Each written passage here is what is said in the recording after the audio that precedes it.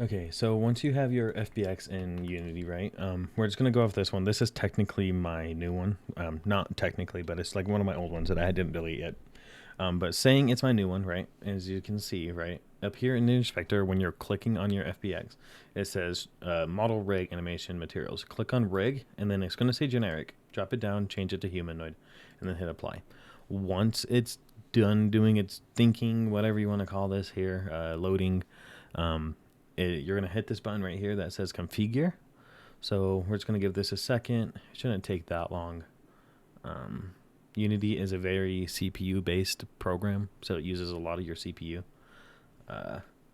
So some things will vary on your time. So once you hit configure, you're going to have to set it up, right? For example, as you see, I need a chest bone, but I don't have a chest, right? So I'm going to click on the little target, type in chest, and bam, chest bone. You don't worry about upper chest. I heard that's just really not good for avatars. Just make sure everything else is filled out though. Just don't do upper chest. Then you go to head, and then go here and remove any jawbone, because if you have a jawbone, it will like force your mouth open, even though you're like, it's just resting, if that makes sense, closed, right? And then make sure all these are filled out and good to go, right?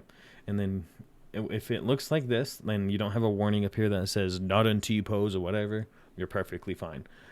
If it's doing that, sometimes you might have to click on this little pose and hit enforce T-pose mode, and then you would do that in that case, but be careful with that. Anyways, once we do that, come down here and hit done, and then hit apply. It's going to do like assign the bones, basically. I don't know how else to word that. We're just going to let it do its thinking.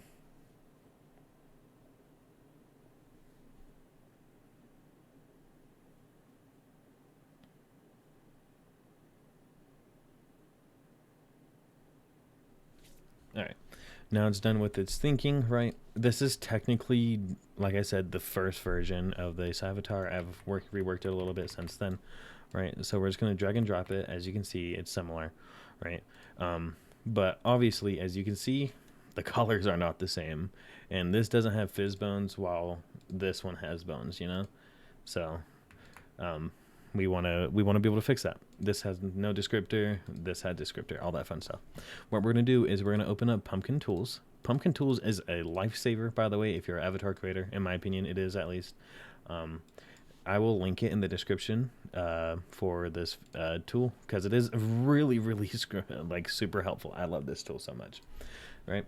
So what you're going to do is you're going to the one you want to, if you're using a pre-made avatar, this only works with pre-made avatars, right?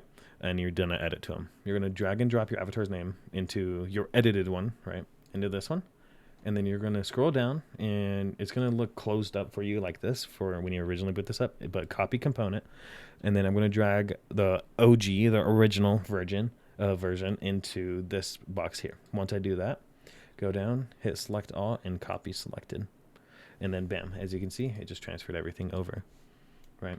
And there, and you're good to go from editing your avatar again. So ta-da, hopefully this helps you.